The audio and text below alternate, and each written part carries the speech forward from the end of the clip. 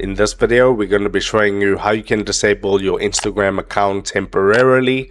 If this does help you out, drop a like on the video, subscribe down below, and let's just get into the video. So to do that, come to your Instagram profile, then come to these three lines over here in the upper right corner, then come to the search bar over here. So you're searching in the settings, then search for deactivation or deletion, then go ahead and open up that option.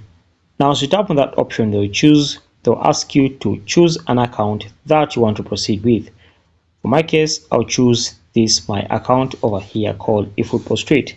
So over here, guys, you can see that you'll be asked if you want to temporarily disable your account, you'll need to deactivate profile. This means it will be activated after a period of time. Basically, it could be like a week or anything. So if you're sure you want to do it, click on continue and you're good to go. So that's it, guys. Thanks for watching. Subscribe.